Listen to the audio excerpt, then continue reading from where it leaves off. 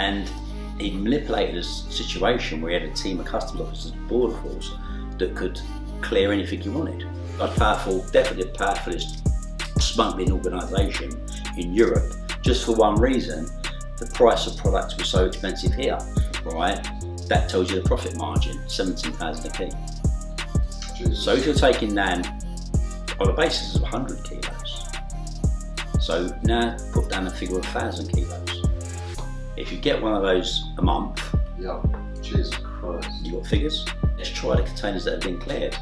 So the first one they went to, which was directed at the market, they broke the seal, opened the container, and half a ton of cocaine dropped out the back on them. Do you know what I mean? When we were all on remand, we got word that one of the actual officers who was leading the case was aware that we obviously had a lot of money. He was corrupt anyway, and agreed or put forward for £500,000 would give us the PII.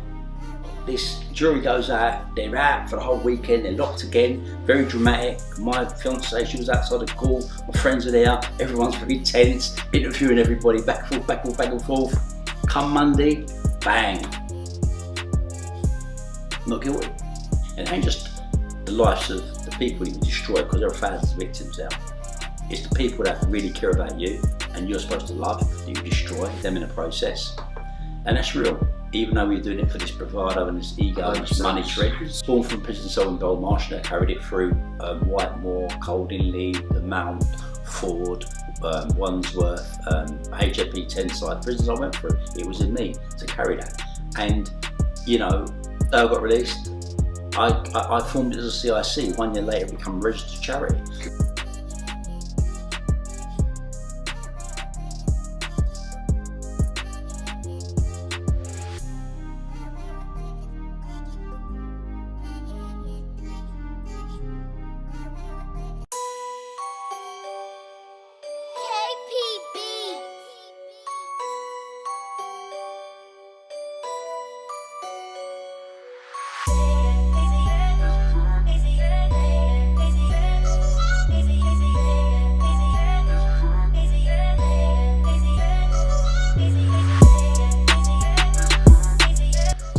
Saying road tells paved with good intentions, and sometimes what they say, bad luck is worse than obia.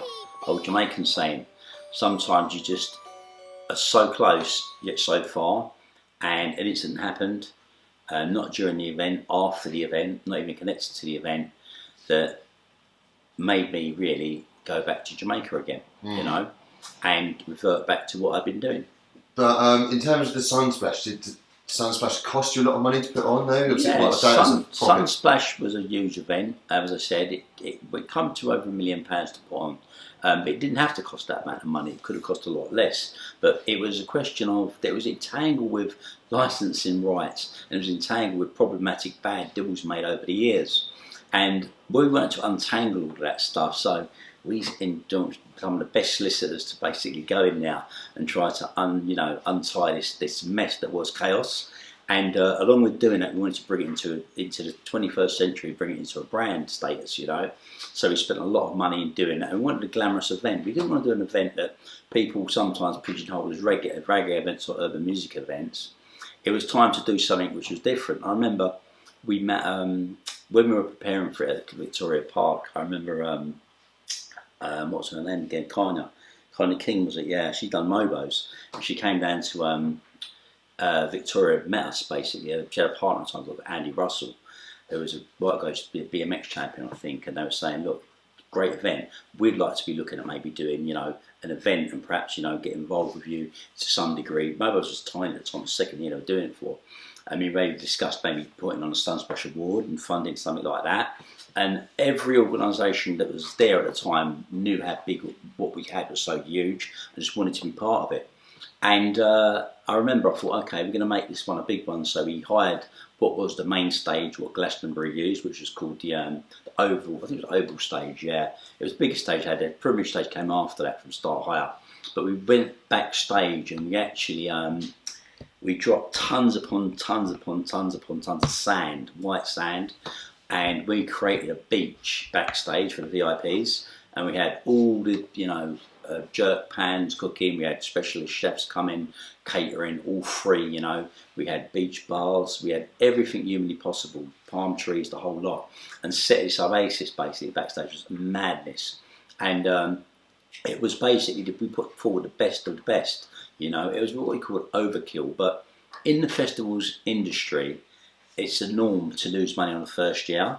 You know, the gamers lose money the first year, break even the second, and make on the third. Yeah. So the idea was to get it, you know, off the ground, to do it, and then benefit from sponsorship and the big deals that were there to be done after that. Because had we done it and continued to do it, it would have grown beyond Glastonbury. There's no doubt, you know, no doubt in my mind, because it was bigger than Glastonbury going back when it first started. Do you know what I mean? So it was a question of, you know. There was someone like you didn't do things by half measures. No, so Christian, I've never done things by half measure. It's all or nothing, and that's the problem with me. So if I do something, I'm a very passionate person. When I do things, it's got to be to the extreme. Do you know what I mean? Hackney boy, we love hard, we live hard, we die hard. Do you know what I mean? That's how we are. And, you know, it was another example of that, you know. But unfortunately, an incident happened after the event, which led me to go back to Jamaica, and I returned back to what I knew. Do you know what I mean? And I got back involved in smuggling. And I guess the thing that you're going to be, you know, curious of was what happened in Spitalfields Market in 2004. Yeah, and it's just obviously, so at a certain point you got involved in the cocaine, and obviously in a big way. Yeah. And I've heard you say, you mentioned you had this door-to-door thing where you had the customers paid off in both sides. So something that was of interest, how do customs go about approaching you, or how did you get in touch with them? How did this come around? Okay, so, right, understand the mechanics of this, and people get really confused sometimes. And right, so back then, customs and excise were a unit which were quite unique. They had more power than the police, and they were divided in two units. They were divided in a group called FAST Team, which is the Threat Anti-Smuggling Border Force, and they also were divided into a team which called the Law Enforcement, which effectively became SOCA, NAT, NCA. So they were a collective unit which had power over the docks and effectively on land as well. While there's the other organisations like, you know, the police had National Crime Squad, things like that, which they were just obviously boots on the ground kind of thing, you know. And we got a door, we got a maddest window in the world. Someone that had was specially trained in the SAS had started to work for the police in terms of surveillance, because a lot of these guys are trained well and they're given surveillance jobs with, I think it's CDO departments, and he started to work for anti-corruption. You know, he worked for anti-corruption, and after that he was given a job in an elite unit, basically, which customs had created as anti-corruption, to seek out corruption. He somehow managed to get his way in a position that he could identify what was going on in terms of corruption, and then confronted them and said, look, you know, I've got you banged to rights. You're going to come and work for me. And he manipulated a situation where he had a team of customs officers at the border force that could clear anything he wanted. Because the system was quite primitive. I don't know if it's changed now, maybe it's changed, maybe it stays the same, but all a container really, how a container goes into this country and the checks needed on it was simply, once a container leaves the country of origin, once a container number is allocated to that seal, at some point, when it's travelling international waters, customs and excise here could have put a tag on it. So they could say there's interest in that box. And what happened is it would basically safeguard it from border force, you know, Coast Guard, all those kind of things, until it arrives here. And if it arrives here, when they're basically, the ship is undocked, and the container is now being removed, it then is drawn away for inspection because it's an interest is shown in it. And then when it goes, what they call the first point is X-ray. So X-ray back then consisted of a lorry which would travel along the said container. Something on top of it called a boom arm would travel from the top of the container, from the front of the container to the back of the container, which would have an X-ray of what was inside there. You see different colours and different textures. One guy sits in the back of it on a computer screen, and then he would say, oh, there's something in there. Stop, take a photograph, unpack the container, and then, you know, inspect it.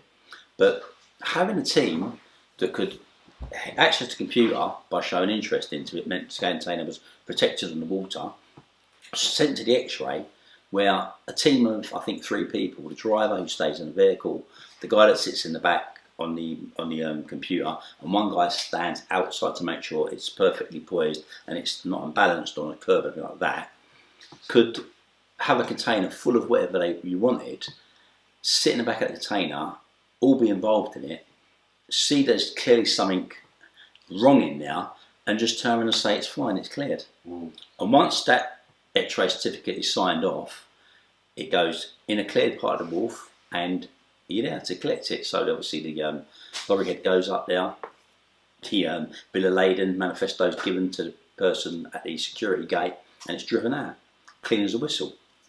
We had that facility, you know. And you must have become the most powerful man in the criminal world. I think it was the most powerful, definitely the powerfulest smuggling organisation in Europe, just for one reason: the price of products was so expensive here. So those things do it, you know, Holland, Belgium, very common. You know, here not so common, you know. And it was a route straight in. The beautiful thing being it was any country in the world. So any given country you wanted to do it from, you could do it. And, you know, the dock receives ships from everywhere. Yeah, and so at this point here, were you dealing directly with the Colombians, or were you dealing with Jamaicans who were dealing with Colombians? Let's put it like this. At this time, we had incredible links into the Eastern Caribbean cartel. Now, how that looks is a Caribbean-based cartel, but it connects directly with the South American cartels, you know. So you've got offshoots. You've got places like, obviously, you've got Colombia, you did drop down. You've got on the, you know, the down side. You've got Peru, you've got Bolivia, and then you've got across to that where you drop down. You have Suriname, you have Venezuela, you have Guyana. So you've got this whole pitch with no land borders. So if you can look at that as we had contact with people of great influence and great power based in those regions, okay? So I called it cartel, whatever, you know, name you want to put on it, basically. We had access to what we wanted as much as we wanted when we wanted it, and access to get it safely from any of those particular, you know, docks, wharfs or airports, yes. You know? And let's just put it like this without getting too drawn into it, okay?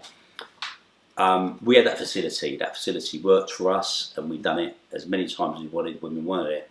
What sadly happened, what happened was one of the people with our little network here, he decided he was going to not be happy with what we had, but start talking to everyone else who were interested in, you know, what they could do. And one of the groups he was talking to was under police surveillance, or surveillance from, you know, what was local police, what was drug squad, the middle market. They were investigating something else. His phone was tapped, which led to a series of phone taps, you know, internally for us. They overheard on a particular phone tap that a shipment basically was coming in and had been cleared. But of course they had their eyes on a different shipment, so they couldn't figure out quite why that would happen.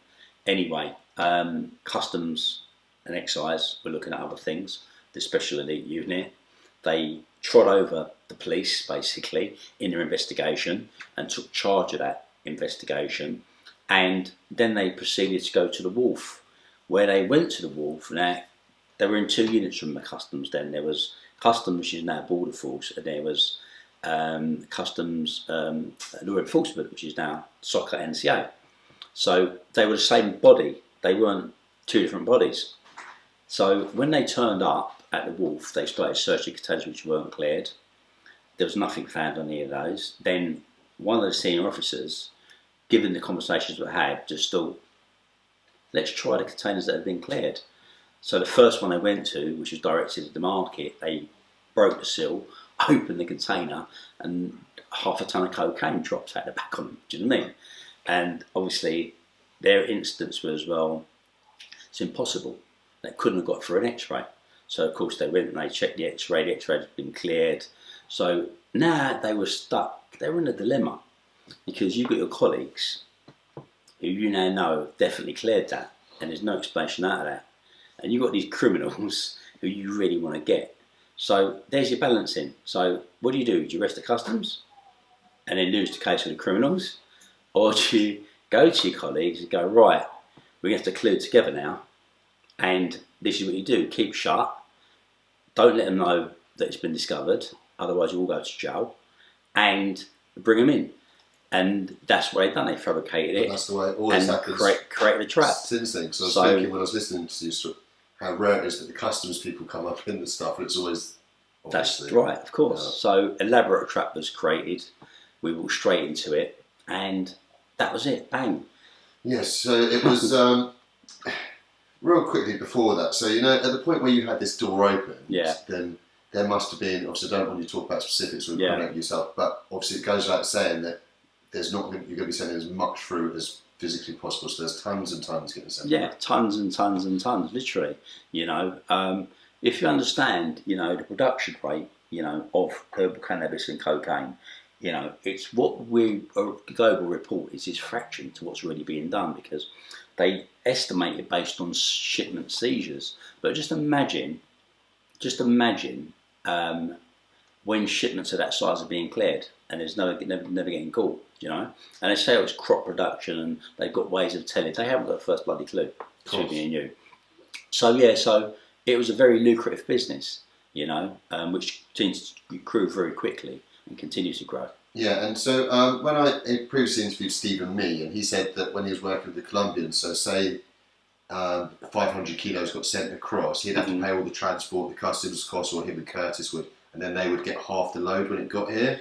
Were you doing something like that, or were you buying it? So how it works is like this, basically, right? That would be a typical deal, and sometimes it will be different, because sometimes you would have a deal in Colombia, because of the price of the product. Powder, cocaine powder, it could be there's 60-40. So the Colombians say they're going to produce the powder, they're going to put it on the container, give it a safe passage, and then you're going to receive 40% of it down here, and that's a straightforward deal. And that's usually, as it's done with companies. And as I said, where it's concealed in things, like in their case, it was lead ingots. Yeah, right, okay. And other transport, which is good transport, but it's not foolproof or bulletproof. Now, they lost a lot, because to speak to it, they obviously got busted for the 400 key, and then the other thing, they lost another 4.5 ton. Which is actually nothing in the big scheme of things. Yeah, apparently that's what shocks people. Yeah, it's actually a very, very, very small quantity.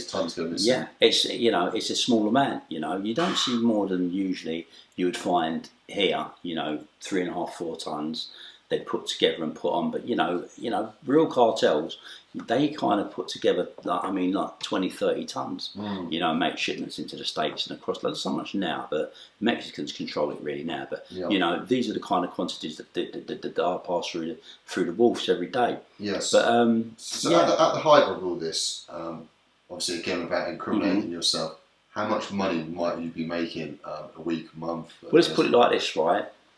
It was quite funny, because a figure was put forward, okay, and a number was put forward, right? Now, a figure was put forward by the customs that the shipment that was seized was valued at £100 million. Let's be realistic. I don't know what kind of value they put on those drugs, but whatever drugs it was when I was selling drugs, I'd love to have got that kind of money for them. But so let's even take a realistic figure. So 500 at that time wholesale, so 20 grand a kilo at that time. So how it works is like this. Okay, we used to allegedly we wholesaled cocaine at 22,000 a kilo, right? Which some people were charging 28, 30. Yeah, imagine you're one of the dealers. But I'll give you an idea of the game, right? So, first of all, you asked what kind of deal would you have with the Colombians. With a deal like that, if you've got customs officers and you're going guaranteed door, you're actually in control. So you could have a deal whereas it's 70-30 in your favour. Yep. So they put 100 keys, every 100 keys they put on, they get back 30. Cool. You take 70, right? Because of the facility you hold at this end. Like I said, with those guys, they were losing most of it. Correct, right? Okay, when you know you're getting it, because it's guaranteed to receive, it's a different game, right? So, if you're talking about price of product, let's just say some borders now. You can do your own maths. I'm not going to give you maths, you do maths. Yeah. So, back then, alright, so in Colombia, okay, the procurement of leaves worked out to about $600, $700 a kilo in leaves, alright? By the time you process and you put things together, you'd you could conservatively buy $1,500 a kilo, right? That's when it comes straight from what they call factory. So you could conservatively buy cocaine, right? In its raw form, as I said, leaf, you know, grain, $600. In its complete process, landed on the border of, you know, Venezuela, $3,000 a kilo. Okay, so you could have cocaine, right, effectively shipped, right, and purchased, and coming out of a port, let's say, in South America, for approximately no more than $4,000 to $5,000 a kilo, and that's absolutely top money, right? Now, by the time you pay your transport costs here, and you've covered everything else in, you're paying about £4,500 a kilo. Okay, that's landed in this country. So if you're wholesaling at 22 and you're getting in, say, 5,000, worst case scenario, paying your lieutenants and your soldiers, right? That tells you the profit margin, 17,000 a key. Jesus. So if you're taking down on a basis of 100 kilos, so now put down a figure of 1,000 kilos. If you get one of those a month, yeah, Jesus Christ, you got figures. Yeah. Okay, so those at home with calculators can work that out. So yeah, geez, you're making absolute millions upon millions, but unfortunately, you got a little bit too hands-on, a little bit too close to it. And at the point where obviously these 500 kilos came across, you were very close and got caught up in it. And at the time, this was the biggest at the time in Britain, wasn't it? It was the biggest shipment seizure in mainland Britain at that time, in London definitely, that she actually arrived on the floor. But yeah, that was a tricky situation, because what they'd done was, ironically, when they discovered it, they were really caught out. So they were like, what the fuck do they do? You know, do they arrest their colleagues? No, they don't arrest their colleagues. So they all go together and they produce this, you know, presentation of this case. Britain's biggest ever drug seizure, all over the news, 7 men arrested at the market. There they go, all singing all bells and whistles. See my solicitor, he's like, you're fucked, you're in trouble this time. Like, what? He said, 40 years, you guys are gone, you're all fucked. And I was like, okay, right, good. But and so at this point here, you're reminded. We were reminded. And was this your first time in prison? No, I've been in prison when I was young. Yeah. I've been in prison in Jamaica, you know, but this was the most serious thing I've been in prison for, or was I reminded on, I'm potentially facing, you know. So it was like a question of, but, you know, this is fucking corruption coming out our arsehole. They've got fucking paid off customs everywhere. It doesn't matter. Every one of those statements that the police, customs and police produced was saying they discovered this and it's a sting operation and it's like all this work's gone into it. He said, never going to be believed. You don't have a chance in hell. So we were basically down shit creek without a paddle. And then you can never underestimate a person's greed. And that's what amazes me sometimes, because it turned out that the officers that had done the raid, they had obviously access to public interest immunity documents, which are called PII documents, which basically are intelligence things which are created by the DEA, Interpol, you know, various intelligence agencies, police, customs and excise, and they gather intelligence, some of it true, some of it not true, about who you work with, what you're doing, how you're doing it, when shipments come in.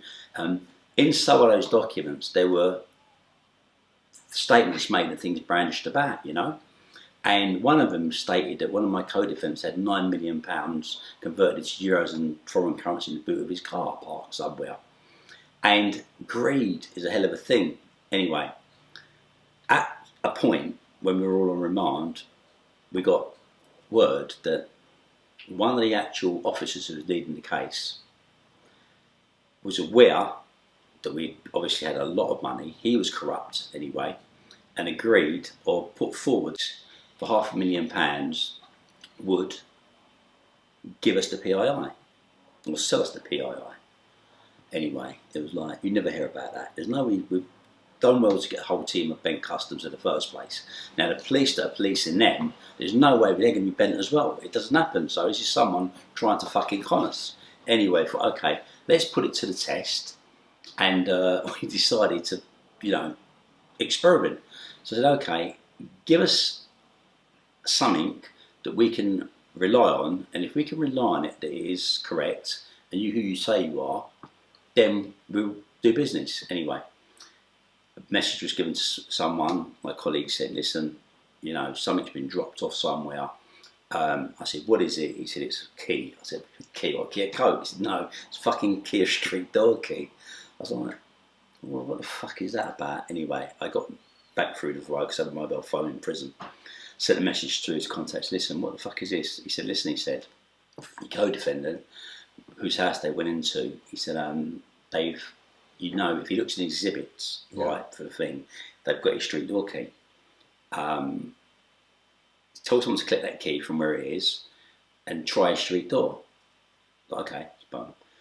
Got a message back. Fucking key opens the door, mate. They've took that straight to the evidence bin. It's like, okay, so you are who you say you are, and you could do what you say you do. Anyway, without getting too far into detail, all the documents, basically, every document, I mean, documents didn't even, the police didn't know existed. They stole from out of Customs House. And basically... Yeah, so this is way beyond your local Bobby thing. Senior officers, and not just one, you know, a network here, went and stole them all out. Anyway, the documents are called public interest immunity, so they copied the whole fucking lot, everything there was on our case, 9 other cases, and got access to them. So then again, I used my network to create, and it was quite funny.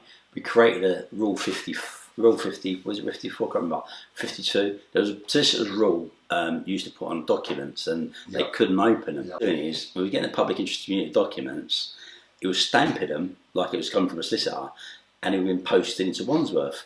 So the screws were actually bringing me the mail, which were public interest immunity documents. And they'd be taking joy because they say, "Oh, Pritchard, more paperwork from his solicitor," thinking it's on me further and further. And I'm smiling inside thinking, "You arsehole, you're just bringing me highly sensitive documents." And in fact... But you know, when you're reading these documents at this point there, it must be a real wake-up call for you at this point here. Yeah. You know, in terms of how accurate, because obviously you believed that they weren't onto you and you were sort of a step ahead. How accurate were these documents? Incredibly. What they was proper on point, were they? I'm going to show you what it looked like. So they obviously, you're going to have to probably edit some of this. Yeah, I'll take some pictures. We don't go to prison, but let's have it on camera. Yes. So basically, how they created it like this. So these are intelligence-only documents. So how they work is where the source is from, how reliable it is, where the intelligence comes from, handling codes. So you've got informants have been named in this, right? You've got wiretaps, what agencies it's been shared with, and constant intelligence flowing through.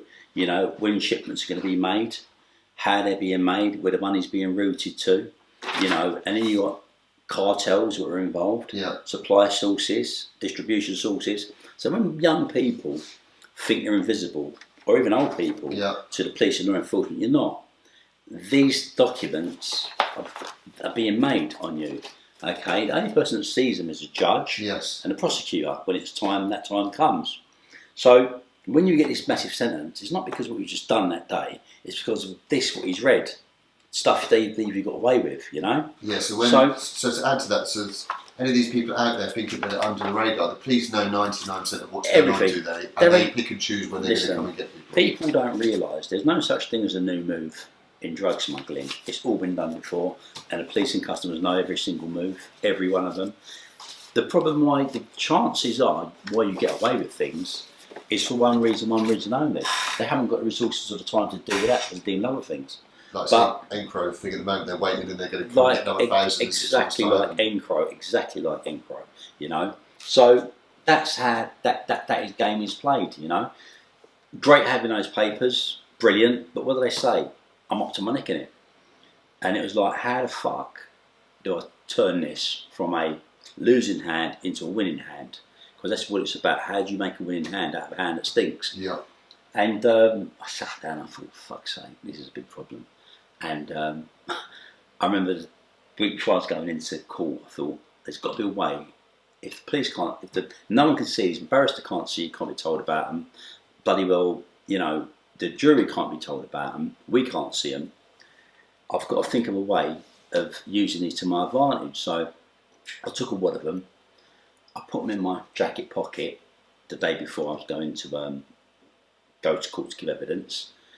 When we got called out, I got called into the, and we were leading the case luckily as well to that point, you see, because we were trimming in, the customs officers were coming in, we were punching them with certain things, identifying that the X-ray machine, that their certificates had been given out. Yeah. However, you know, there had been handwritten notes amongst customs which suddenly disappeared offline and started to put things to place. But then they were trying to say that the X-ray machine had actually broken that day, so they couldn't see through it. But they had said, well, you're fine, if it's broken, what did you charge us for an X-ray for? Yeah. Everything contradicted itself. Anyway, the final finale came basically when I was giving evidence to the prosecutor.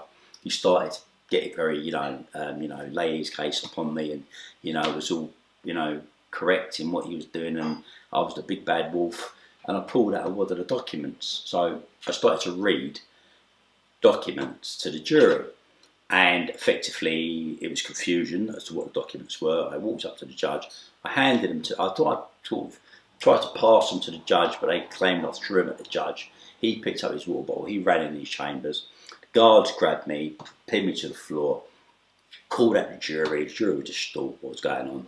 They called us all back in, obviously, warned us. He'd seen their PIO documents. And then, of course, what I knew was happened was the jury's first question to the judge is, what was on those documents, and what are those documents? Can we please see them? And the judge's response was, no, you can't see those documents, don't mention those documents. And of course, as the prosecutor tried to get onto his normal case, I started, every question he asked me, I said, do you know the truth on the documents? And next question, pull the jury back out again, and then, Pritchard, if you mention these documents again, you'll be in contempt of court. Like, what the fuck, what to lose anyway, mate? Do you know what I mean? So he's coming back in. The jury was in and out more times than the fucking fiddler's elbow. Do you know what I mean? Of course. And didn't know which way to do, what to turn, or anything. Every time they're asking the judge, he keeps mentioning the documents. And the final finale was the judge came out with a classic. He said to the jury foreman, you mention those documents one more time in this court, you're going to be downstairs sharing a cell with him.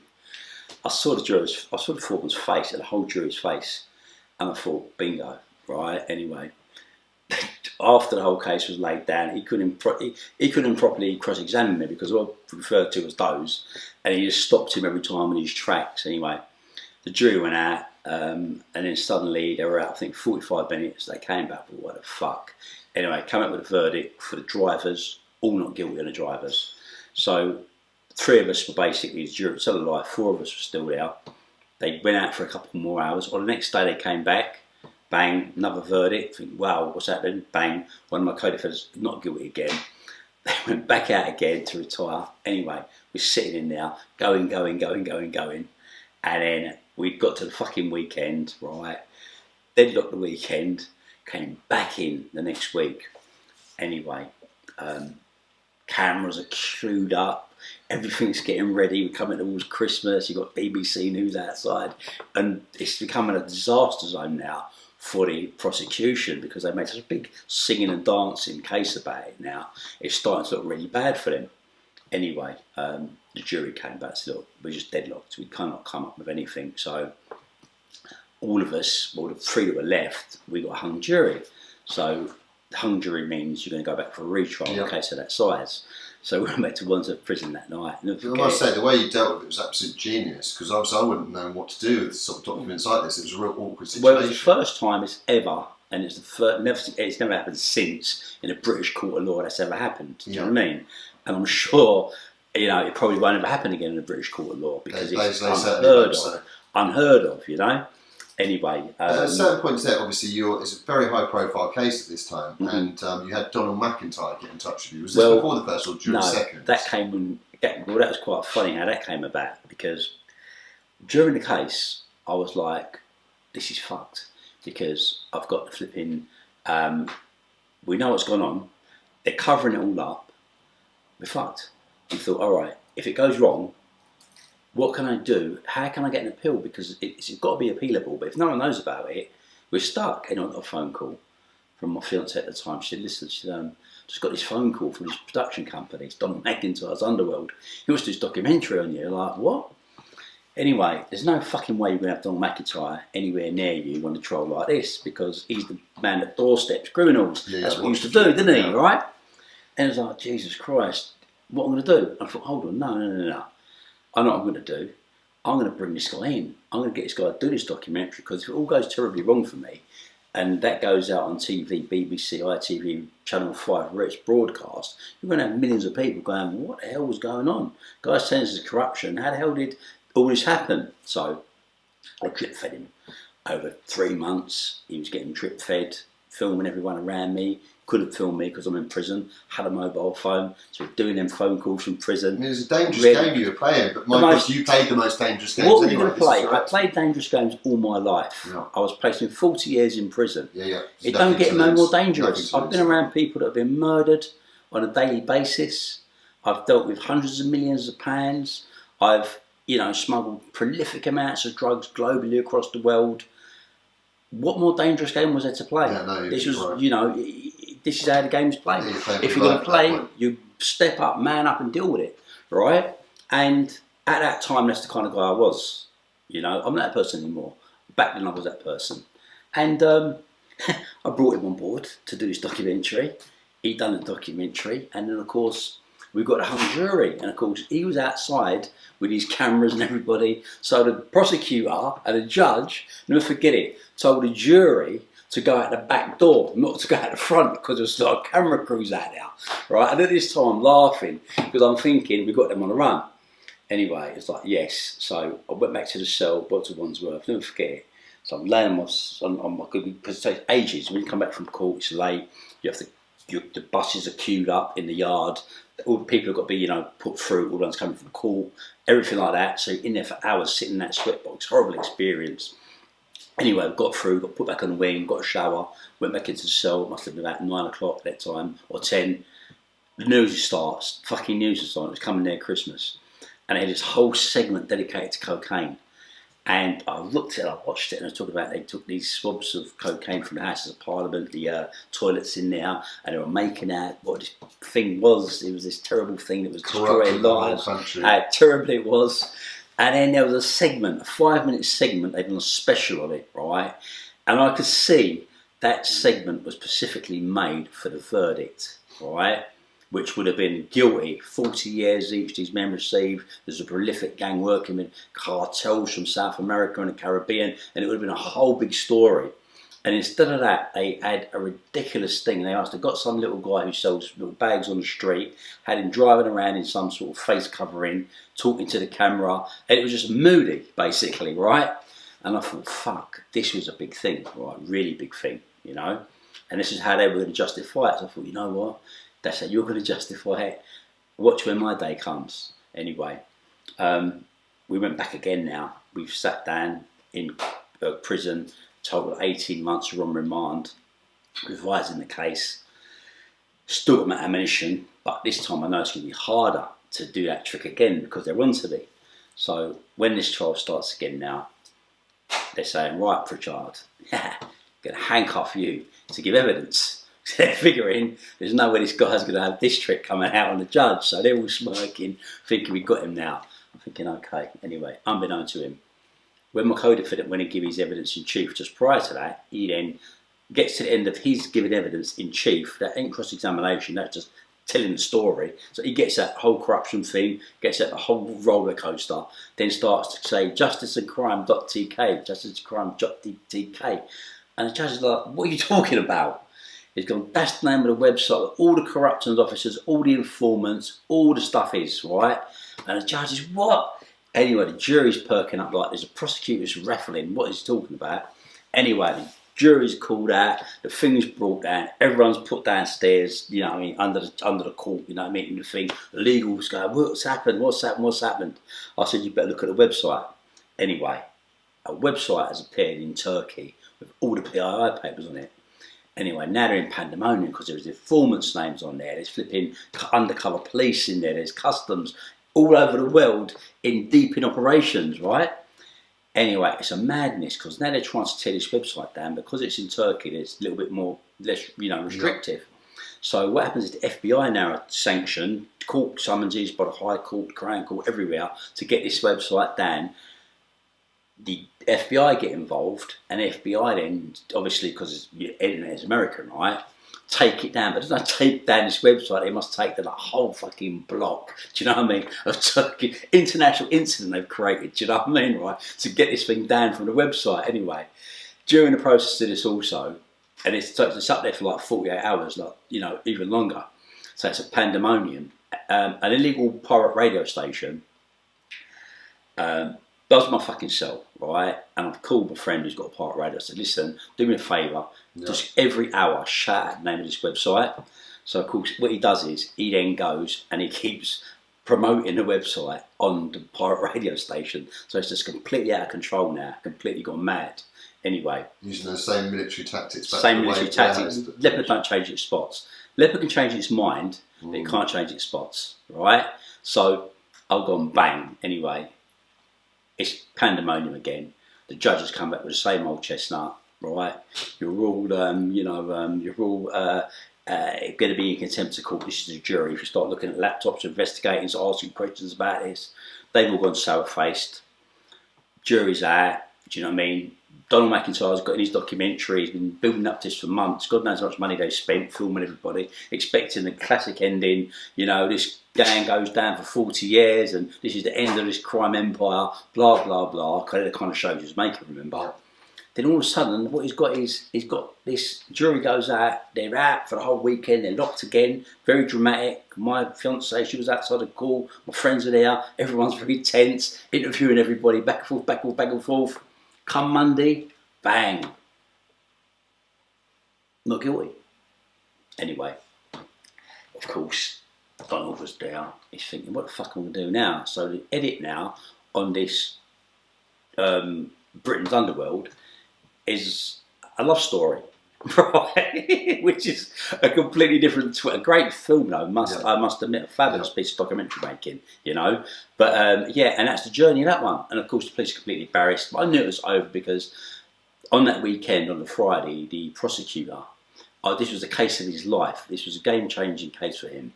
He actually said he won't be on Monday. And I thought, hold on, this is your biggest case of your life. You know that jury's coming back not guilty. You must know it, right? And you don't want any shame of that. You've got cameras in your face. Do you know what I mean? How the hell are you going to explain that? It's a hard one to explain. Hard one to explain anyway. That was it, you know. That was over. I'd come out of it unscathed. Every single person, 7 of us, all not guilty. Everyone gone home. Unscathed, right? Certainly a huge target on you. We were this huge target, 18 months of shit, do you know what I mean? You know, it was carried a lot of weight for everybody, and that burden on everyone, parents, all these people that do care about you. It's for them to go through it. For them to go through it. We created it, the criminal. I signed up for what I signed up for. I went into it knowing what I'd done. Do you know what I mean? But the reality was people who are innocent victims, right? Yeah. And now knowing at the time, listen, had whatever had got its way to the streets as it had many, many times before, to damage that car, come on. Yeah, I mean, when it's talking tons of... Destroyed thousands of lives. I destroyed thousands of lives. I'm going to be honest to myself about that. You know, and I can't take pride in any of that, do you know what I mean, or glorify any of that, because sooner or later you come to terms with it, the reality of it, and it ain't just the lives of the people that you destroy, because there are thousands of victims there. It's the people that really care about you and you're supposed to love, that you destroy them in the process. And that's real. Even though we're doing it for this bravado and this ego and this money trick. You sort of kid yourself that it's for everyone else's benefit, but it's not. Bullshit. It's all bullshit. And the life you live is bullshit. And you can go to the very top of that ladder, and I actually did. And you look down at it, and you look at it, and you think everyone's trying to climb so hard. Yeah. You're thinking, for fuck's sake, it ain't so great up here, mate. You know? Yeah. So that's the first lesson to be learned. And that was it. So when you got out from that, like I say, you've got this big target above your head, you didn't decide to, well, you moved out to Essex, tried to sort of settle down, but at the same time you released a book as well, so you're... Well, the book was a bittersweet, you know, because what happened was I'd had all this publicity around me. I had this big fucking documentary which was coming out on TV, and I was found not guilty. So the documentary trip was to, if I was found guilty, that's the appeal. But now, of course, a criminal, you don't want to be a celebrity. You want to be as undercover as possible. Even during the warehouse party days, I flew under the radar. I wasn't face up. Wayne used to stick his face up to the police. I was hiding. Do you know what I mean? Because you didn't want to be known. And that's why I got away with so long. And then it was a question of, I'm going to have this big bloody television documentary coming out about me. Face up, that's it. So what do? So I thought, embrace it. So I'll never forget, I drafted this little thing, had a script writer do it for me. Drafted like a one-page synopsis anyway. I thought, fuck it. We've got a book, see how a book looks like. So one evening I said, okay, right, let me think. I know nothing about publishing, nothing about book writing. I'm going to have a crack at this anyway. I went to a photograph shoot with Donald McIntyre. He'd done a series, Britain's Underworld. Had a guy called Johnny Adair who was there. Yep. He was a very well-known loyalist. Saw them all. He was a loyalist. I spoke to Johnny. I think Paddy Conroy was there. A couple of other people as well. Really interesting character, Paddy as well. Yeah.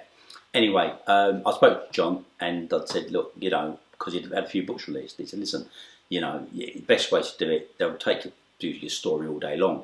There's a few true crime publishers. He was published with Blake's. Just try them. So I went back with this piece of paper. I threw it out there. Not more for the money, but more for the shield of protection, really. Because I thought, if I'm going out there, the police are going to be all over me anyway. Let me just embrace them fully with this story, you know what I mean? And see if I can get them to bend down on it, you know what I mean? Back down. Anyway, so sent away 3 publishers, I think Blake's, Mainstream, and one that was connected to Warner Brothers. Anyway, I'm sitting down, 9 o'clock in the evening, get a phone call. It was like, hello, he said, I'm Bill Campbell, the director of Mainstream Publishing. I've just read this one-page synopsis, amazing story, you know, I want to sign up the book. I was like, okay, I said, that's fine. He said, well, he's in Edinburgh. I said, well, I'm not going to travel there because I'm down in London. He said, I'm coming down in London Monday. He said, can you meet me at the Gaucho Club? So I met him down there in Soho and he signed up a book deal straight away. I wasn't a writer, so I needed a ghostwriter. He put me with this ghostwriter. That was a fucking disaster. The guy basically had a habit, and on top of him having a cocaine habit, he was sofa surfing on people's sofas. Anyway, where he was supposed to be writing this fucking book, he was doing everything else but write a book. So he came in with like 2 months before publication date, and it was like, where's this fucking book? You know, you've hardly ever interviewed me. What's going on? It was like, we'll do it over the weekend. I can't write a book over the weekend, mate. What the fuck? I phoned up, but listen, this guy, man, is a joke. Anyway, Bill was asked to see his author's notes. Anyway, I said, right. So I've asked him for the author's notes. He's got none. So I thought, right, you're gone. So I've gone home. I can't believe this. I've just fucked every chance I've got now of this particular book. Had an advance on it as well. It's got to be delivered.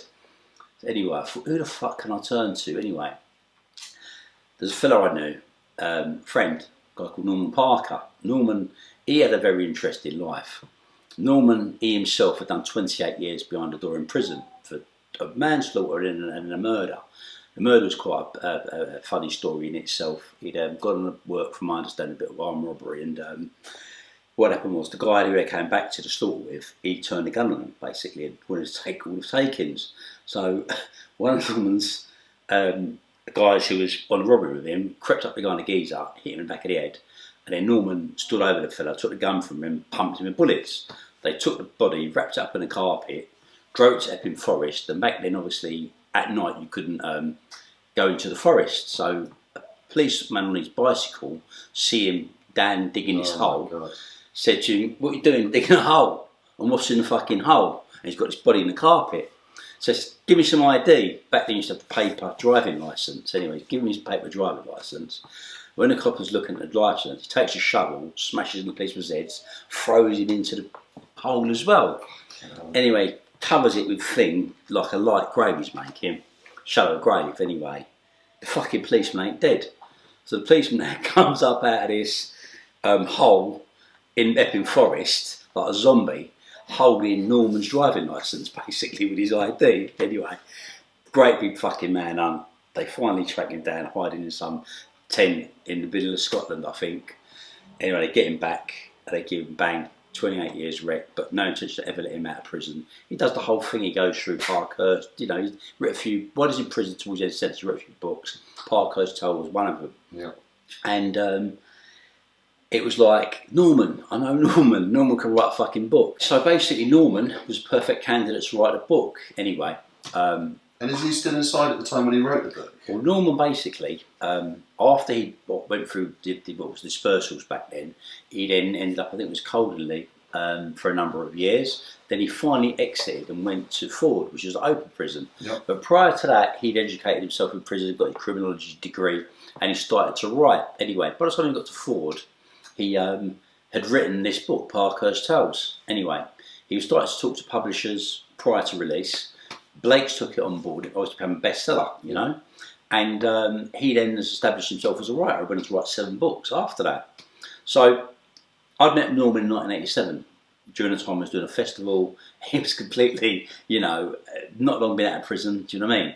And we got on quite well, you know, and as I said, we were doing a festival in Swansea. The festival didn't actually happen, but I stayed in contact with Norman. In fact, when he went down to Jamaica, I'd put him on to read an article from one of the magazines, and I put him in touch with, you know, certain posse leaders and people like that, so he could go and interview them, you know. And we corresponded a lot as well. He went down to Colombia and went into the jungle again, you know, to see how cocaine was produced and manufactured. Yeah, awesome. So I want to do all those sort of stuff. So we gave him some good contacts along the way, you know, through various people. We put him on his feet in journalism, you know. And cut a long story short, I thought, fucking, I've got to find Norman anyway. Put it out there, where's Norman? It turned out he was living in Valencia. So I was like, let me get a number. So I made contact with him. I said, Norman, how are you? Good to hear from you. It's Andy. Da, da, da, da. Great. I said, listen, I've got a book deal, really lucrative. And but I've got a little problem. I've got a publishing date 3 months from now. He goes, oh, you're in trouble. What the fuck are you doing? Da, da, da, da. I said, look, can you write it for me? He said, yeah, it'll take us about 7 months. I said, no, we've got to do it for free. He's like, oh, what? I said, listen, where are you? I'm coming over there. I literally, it was like one of them things on speed camera. So I literally packed a bag, got on a plane, bang, I was on his doorstep in Valencia. Convinced him to write the book. I stayed there for a week, 2 weeks actually, and we went through all the notes. I brought loads of paperwork with me, and I brought out some voice recordings as well. Anyway, got back, then was corresponding every day with Norman via the internet, via phone calls, and the book was suddenly just magically happening. But a lot of it again was Norman was taking stuff and filling it in from, you know, documents and bits and pieces. I thought it was a great book though. It was a good read. A lot of people really loved the book, but of course, as we now know, a lot of it was bollocks. The whole cigar scenario, which I had to use at that time because I hadn't done for the corruption yet. And, you know, it was a good book that read really well, and it was enormous pace, and people to this day love Urban Smuggler, the book. And, yeah, we turned the book over in 2 bloody weeks, which was absolutely madness. You know, when a publisher got it, it was like, how on earth is this book produced in 2 weeks? It's madness. No one's ever written a book. But Norman's mentality was, he had this place there, all he had was, he had cats were his friend, he had a pool table in the middle of the thing. Where Norman was away for so long, and this is what happens with people, we're supposed to feel sorry for a lot of these guys because they've become so institutionalised. And when I was in Whitemore and seeing guys doing 40-year recs, 30-year recs, it's the outcome, you know. So Norman lived in Valencia, a beautiful place. We've got all these tapas and all these lovely places you could go and eat. And he used to do cheese rolls on a Monday, cheese rolls on a Wednesday, cook a stew on a Tuesday, freeze that, and have that again on a Thursday and a Friday. Yeah. Because this is a routine of stuff he ate in prison. Yeah, and he got so familiarised with that pattern. It's terrible. That's what happened. Is terrible. And it was like, wow, you know, I can't believe this is happening.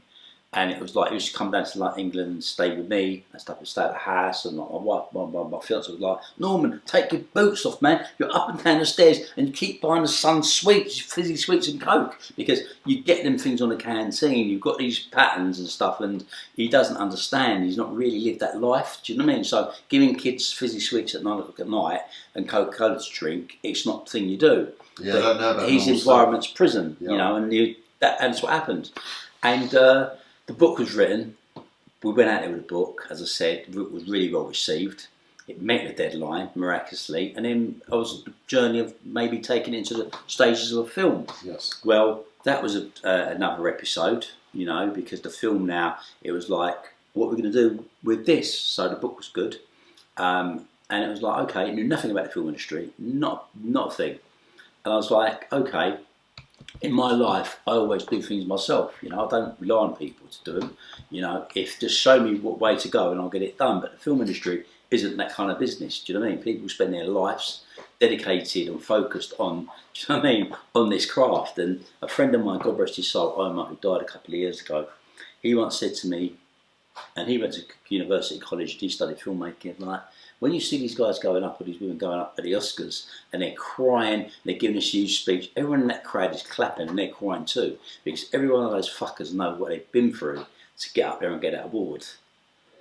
And I thought to myself, when I got to understand the film industry, wow, you're so right. God rest his soul, I died. And I was like, I'm still going to go for this anyway. Made contact with a film producer who'd done some big film Bond and stuff like that, and we went on this massive mystery tour. How can I describe it? I had very good political contacts in Jamaica, and they got me licenses basically, and we've done some trade deals and all kinds of stuff basically to make this film, you know, be made in Jamaica with tax benefits in Jamaica for the first time. No, Universal Pictures were getting the kind of deals that I was getting done, you know, because of the contacts I had, and we started to, you know, move in that direction. And sadly, bang, you had the political global crash, and the whole film industry sort of swallowed it, because people now were no longer relying money into film as they were prior to that. So that got stopped in, you know, grinding halt basically. It was drawn to an abrupt end, you know. And that was that period of time it stopped, and I was bored. Had some time on my hands now. Anyway, they say the devil makes time for idle hands, right? And before I knew it, I wanted to do stuff, and I invested in a lot of different businesses. You know, I had a car company called We Collect Your Car, which collected vehicles. I had Frank Bruno, who was the poster boy of that business. I had invested heavily in a restaurant, which is in the Canary, the Docklands, you know, with a Caribbean chef called Colin Brown, who was a very accredited chef at that time. You know, I had like maybe 24 businesses, you know. And you have film studios? Film studios. I built film studios in Essex, which was called Reform Studios, and in that it was the biggest green screen film studio in Essex. Had a recording studio there. We had an editing suite in there. This must have been quite new technology. It was new. No one had done it before. Yeah. You know, it was groundbreaking stuff. You know. And that was what was building, this whole kind of business after business after business after business. And then word addiction, people have to understand what it means. You haven't got to be necessarily addicted to taking a drug. You can be addicted to something that you do, which you know is bad for you, okay? Now, people have sex addictions, people have everything they have that they don't know. You know, things in moderation work, things out of moderation don't work, okay? Now, I was addicted to smuggling. I'd done it, I was addicted to crime, I'd done it all my life, and I missed it to a certain degree. Didn't even do it because I had money.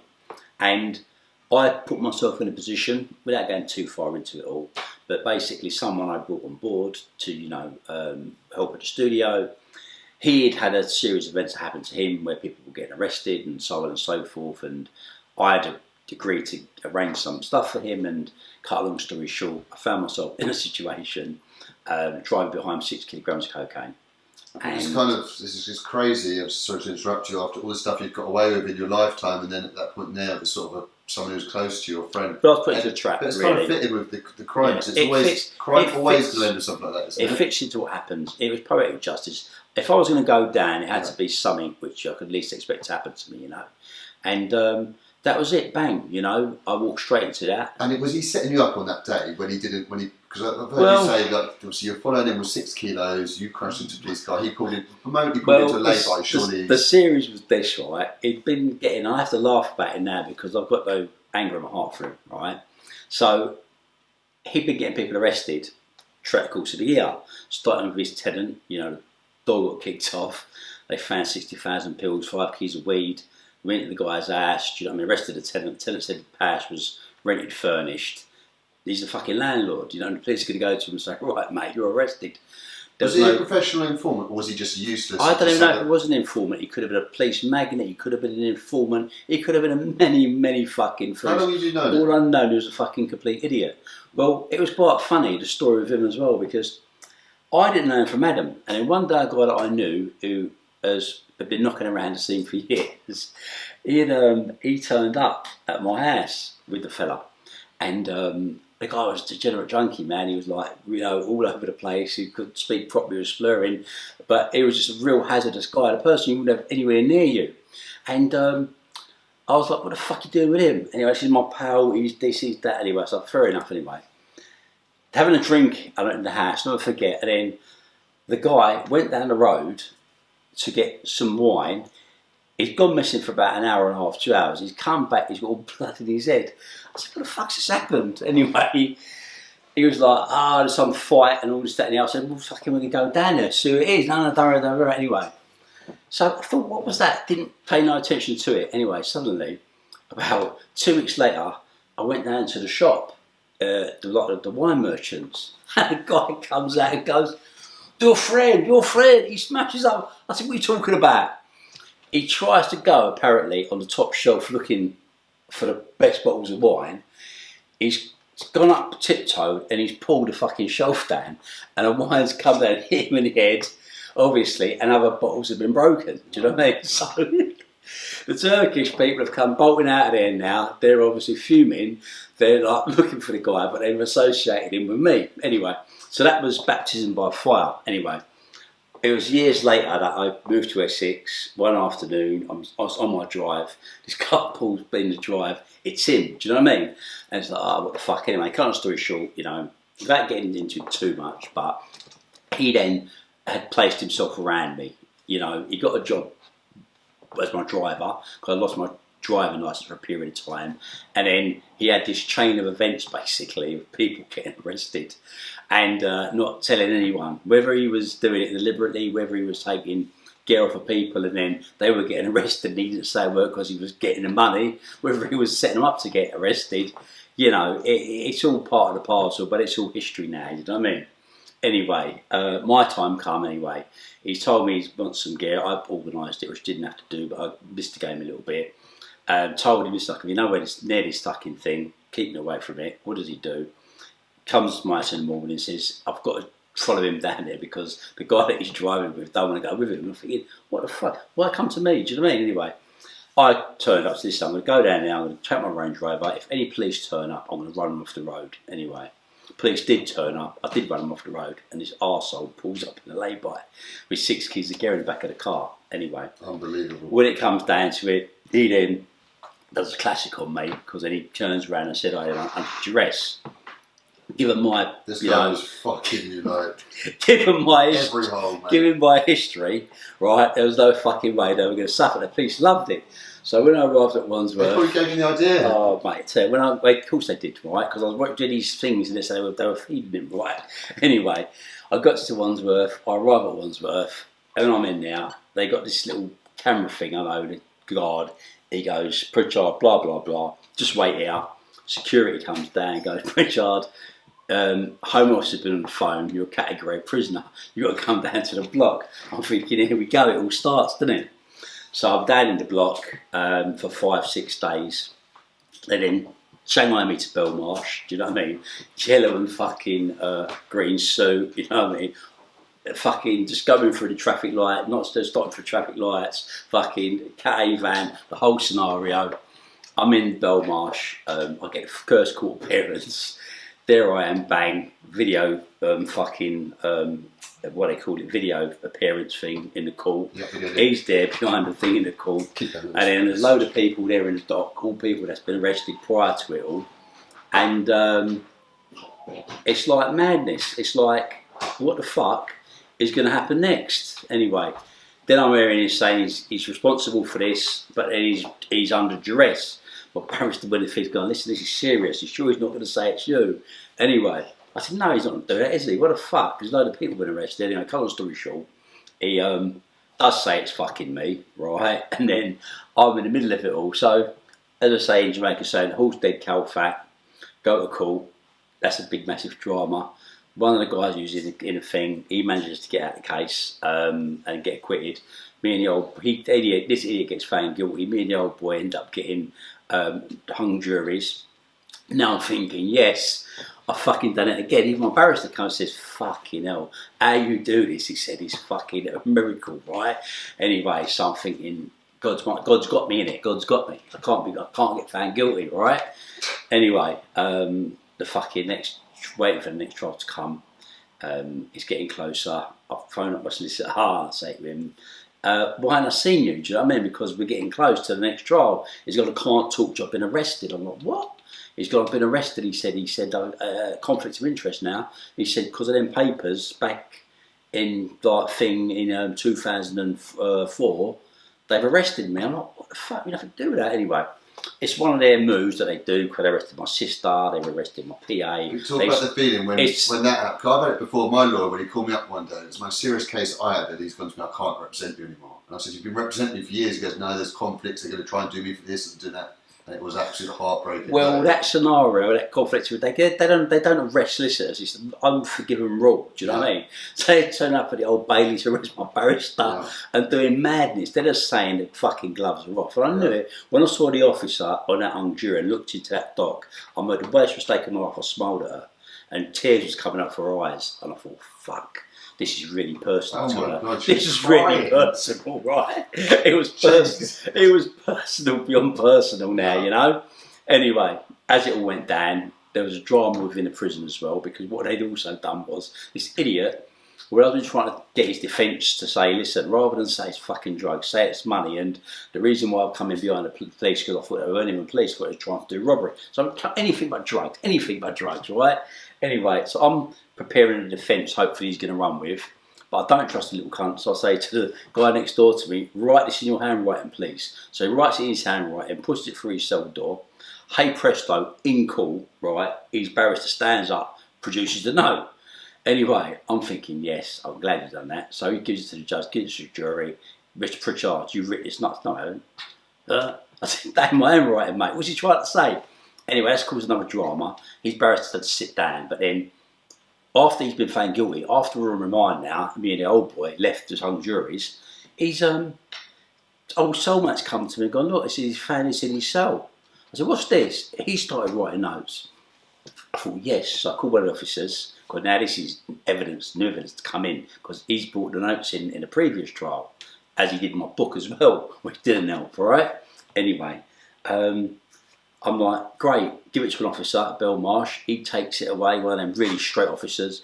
He takes a statement from us, puts it in evidence bag, takes it to the Belmarsh High Security Office to lock it off as evidence. I'm calling for this note prior to trial. After my solicitor's been arrested, I managed to get another solicitor just about to manage to represent me.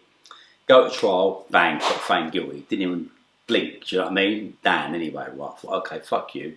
I've got an appeal because that paperwork is damaged anyway. So I'll start doing my thing now. So I start going in there and I start calling for this paperwork. Anyway, now what's happened is the actual document, the police liaison officer would have had to say to them, he's got this note. And the officers of the case would be told, like, he's got this note. And they automatically would have to go, well, this fucking guy is the most slipperiest customer I've ever come across, right? And if he's got that in his hands, right, he's going to walk out of this case. Thus destroy the fucking thing.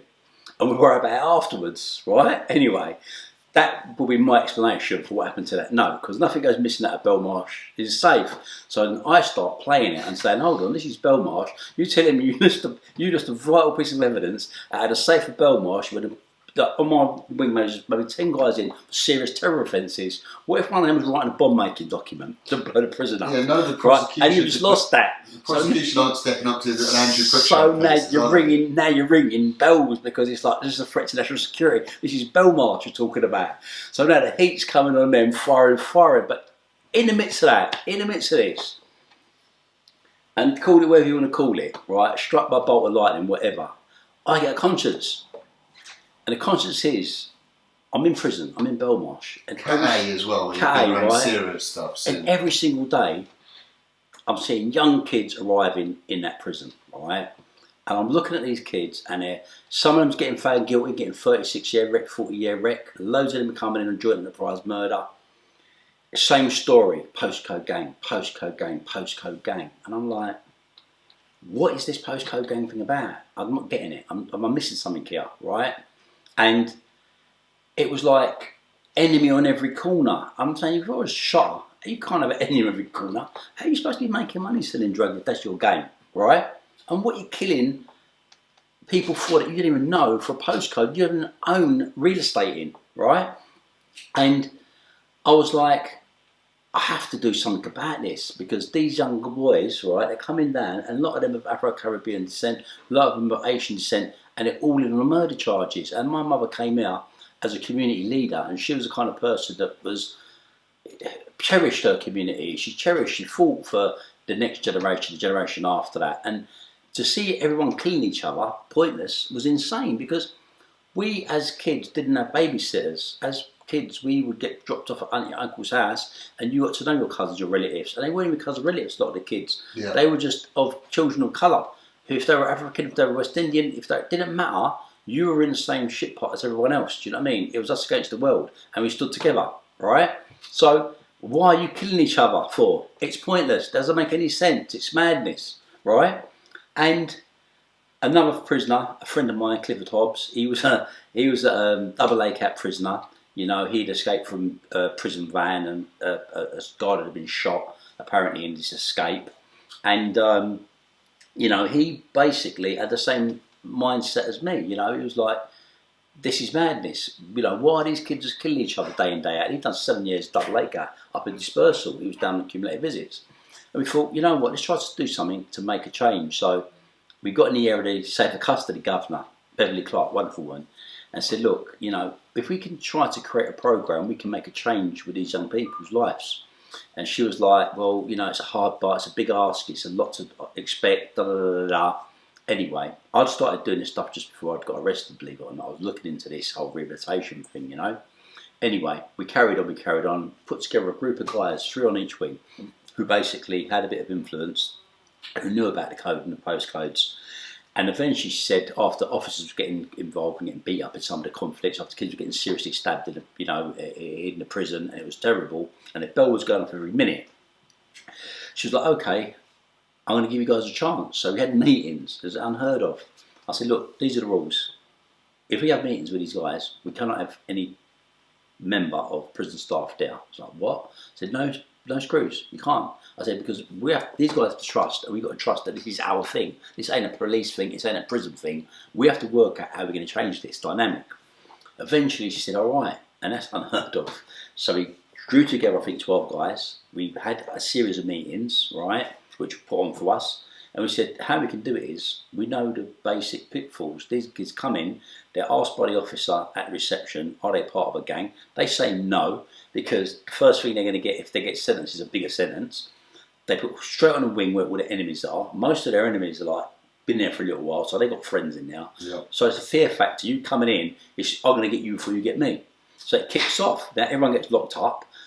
Visitors are getting kicked out. Officers are going to get, you know, bashed or cut in the process, and it ain't a safe environment. It's terrible, right? Isn't it? Terrible environment. Anyway, we put it together, and we had Peacock's Gym had come on. They helped us as well to give us additional support, get the t-shirts printed, you know, bringing in motivational stuff, you know, people to come and speak and stuff. So it was a carrot and stick approach we made. They signed a compact. If they agreed to come on a compact, they'd be put to a different wing where there was no conflict. A meeting will be held between 2 of the mentors or 2 popular guys who were from those areas. If they agreed, they were prepared basically to put the beef, like squash it or put it on hold, whatever they fucking do with it, just don't do it around here. Then they would be entitled to extra gym session, and they would basically be able to move around the prison freely without fear of getting attacked. The guards loved it, the prison loved it because they were saving money, they didn't have to walk around 2 or 3 officers. The whole prison loved it because you're getting let out of the cell more because the bell ain't going off and ain't getting locked down. And it worked really well all round. I brought in a friend who I'd known for many years, who was working with the foundation early days, and he'd, you know, done the courses, he'd done through the prison system, and he, you know, really had changed himself as well. So he came in and he started implementing general practice of teachings, how you would actually deliver course, you know, and it worked bloody well. And the guys really self-governed it, you know, as their success was based on the mentors we chose. Yeah. And then that organically grew. The 86–87% success rate of assaults, you know, being squashed and not happening in a prison. I fully take my hats off. off. I mean, proper madness. To do something like that is remarkable. But to do something like that from within prison is absolutely phenomenal. Guess what? Guess what? The victory is mine, but the glory is God's. Because you know why? I don't know how that happened, but it happened, right? It's like I say, it's righting some of the wrongs, isn't it? It's right. This postcode stuff, they're not fighting for the postcode, they're fighting over drug territory. And the thing is, this is the basic principle of it, right? The game is a lie. And these young guys are told this lie. by the people who are, you know, looked at as their elders. Yeah. And if they could just have a look in Whitemore, have a look in the Cat A's where these elders are, okay? The guys that's created these conflicts, the guy that was in this thing deep, Yeah. those guys now are on a food boat together. They're buying food together, they're cooking together, they're sitting there eating together. Those beefs have been squashed a long time ago. Yeah. But young people don't know that on the streets. They're killing each other still over those old beefs. And when you lose someone, it's a game changer. So when you get a relative, a friend gets killed and goes down on the deck, you're angry, you're hating people, and you're going out there to, you know, take revenge. I get that. 100% I get that. But it has to stop at some point. And this is a whole circle of things now that I'm taking on board a champion, which is a madness. And what I'm bringing forward now and trying to get to the government, and you know, it will get somewhere, believe me, is you've got guys in prison doing these huge sentences, right, at a huge cost to taxpayers, right? And it doesn't necessarily take 40 years to get over that, you know, and to rehabilitate. In fact, doing 40 years can make you worse because you're institutionalised, you're fighting for survival. I believe it does every day in the jail system makes you worse. You have to rehabilitate yourself outside. It's very rare. Yeah. And you've got to be so strong in order to do it from the inside. I mean, just an example, I got a 2-year sentence, tried to apply to go on some courses, they told me it wasn't allowed. My sentence wasn't big enough. I'd have to sort of... Yeah. You're putting that chain. And my aim now, as I said, is to look at some of those people, not as people who society's thrown a key away on, but look at those as assets. Because if you want to change that game out here, those guys who are up there in dispersals with no hope of hell of anything, if the government can look and say, well, actually, there are victims involved, we get that. But if you can turn around and say to someone, you can actually give them a sentence reduction of some sort, some little man, little as it is, right? But if they get actively involved in helping change what's going on out here, if they can actually tell the truth and tell what the game is really about, and that's all a lie, right? And try to mentor some of these kids out of this stuff, right? One murder, yeah, forget all the additional costs, is £2.5 million. Total cost of it, with additional forensic support, where prison sentence, is well over £3.5 million. That's one murder, okay, one, right? So imagine that. If you had one life saved, you couldn't shave a couple of years off someone's sentence. I know there's victims, I get that fully. And if you lost someone, you'd want revenge. That's just natural, because we're human. But if we call ourselves human beings, and we're a forgiving society, let's not think about just us today, let's think about someone else's kid that's life could be saved if we interacted and done something like that. So that's one of my calls, that's one of the things I'm really going to try to champion. It's the biggest ask in the world, because they don't want to start, we're about punishment in this country. Punish, punish, punish, punish. If they could bring out a cat and nine tails and start hanging people in public, I'm sure they would do it.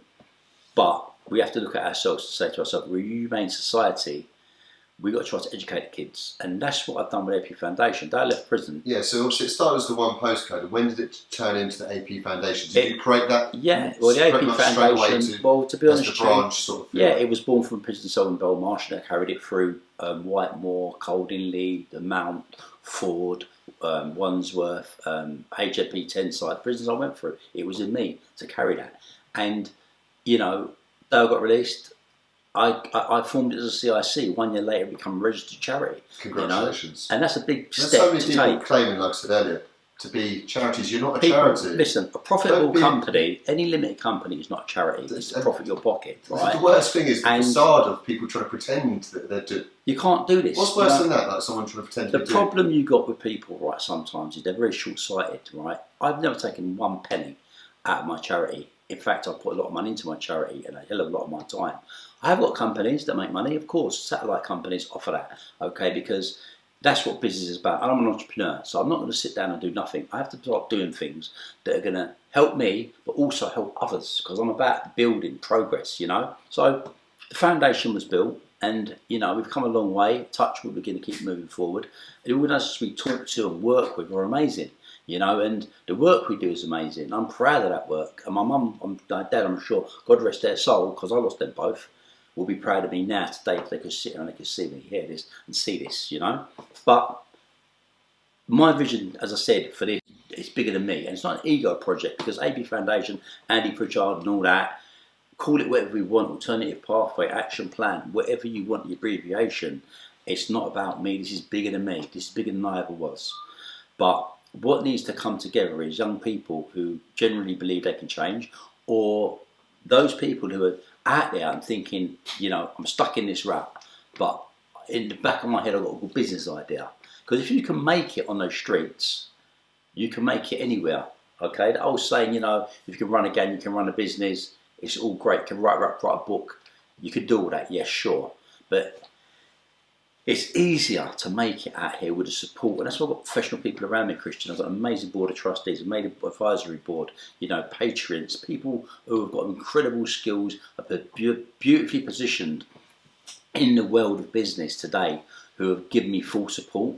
And support is open now to young people. So right now, we've got a company, Atlas Digital Learning Services, and AtlasDigitalLearning.com is a company we use to facilitate online courses with the AP Foundation. And right now we run a business entrepreneurs course, which is absolutely free for anyone to choose.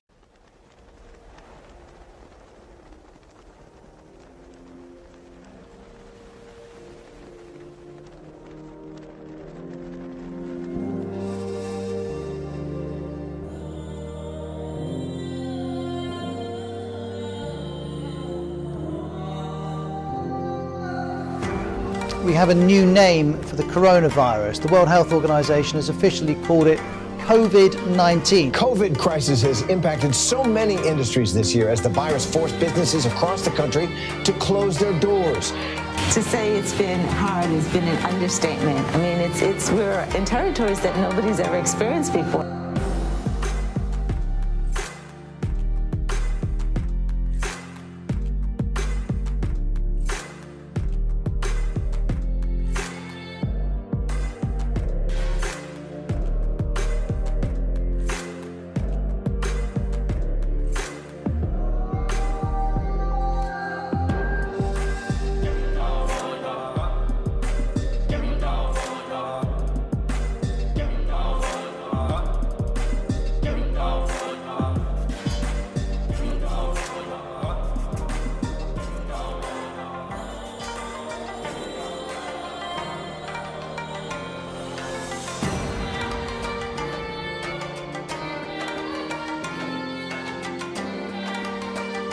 This is a place where time has stood still, where livelihoods have been put on hold, but now you can just start to feel it. The buzz is returning. London is getting ready to put on a show.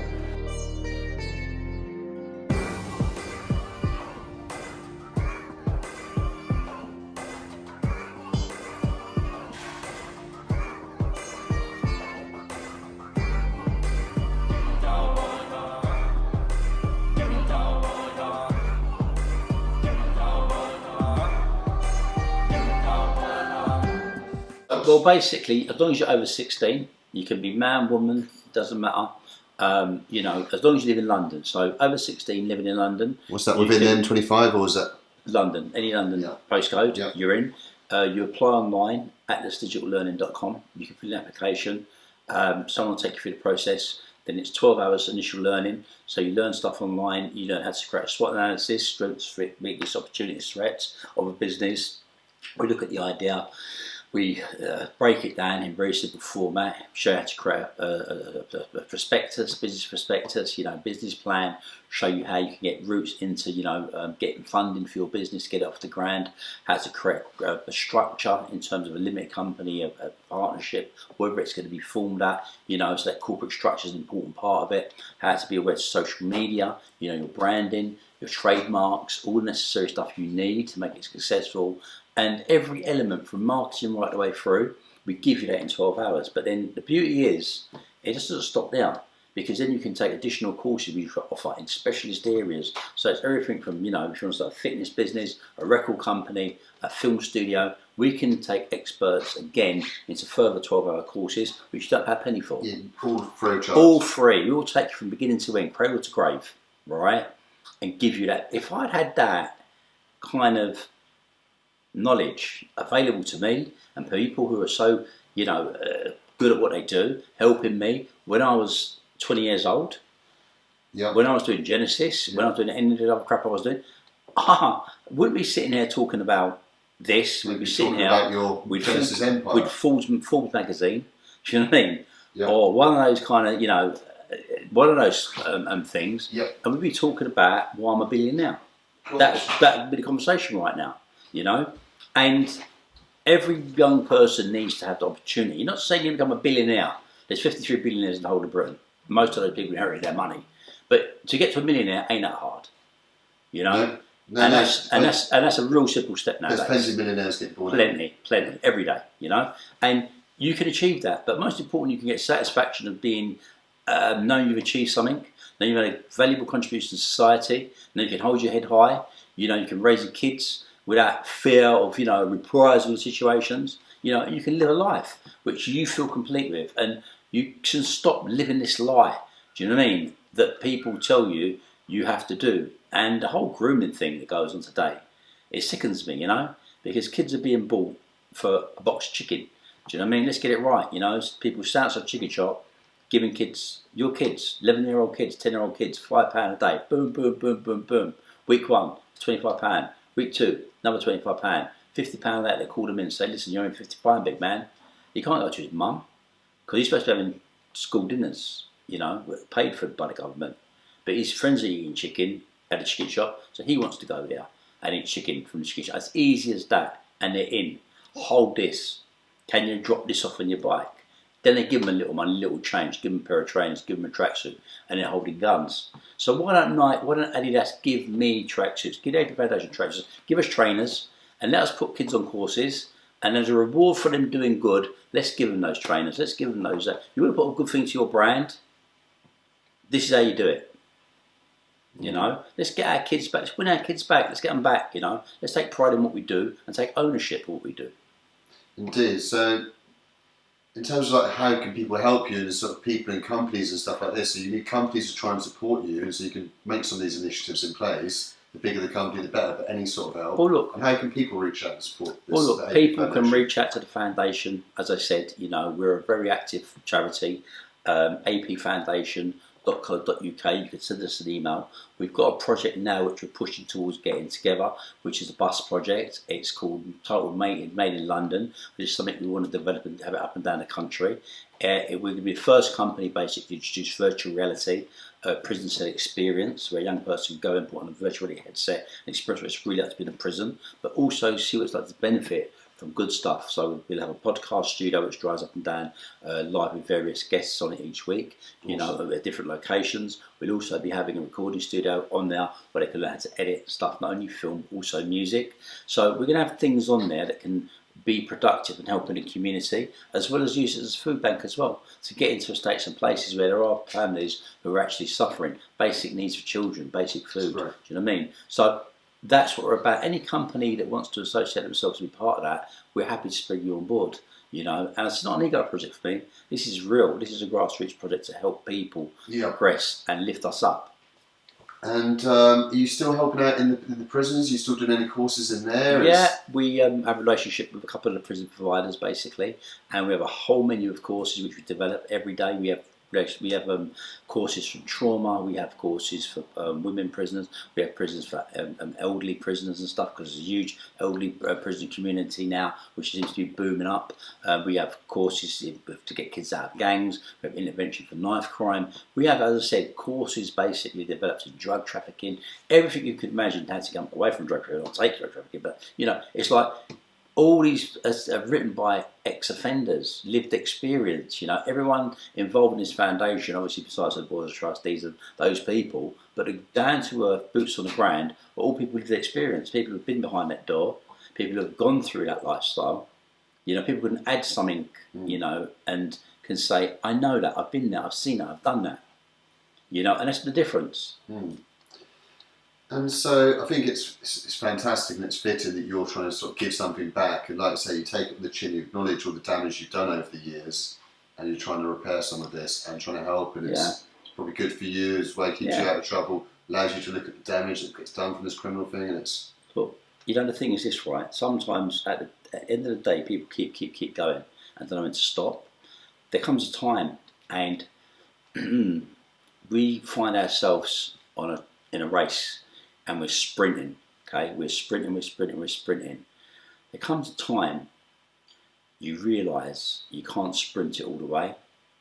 You have to break stride, and you just have to slowly but surely pace yourself. And when you pace yourself, the air's a lot cleaner.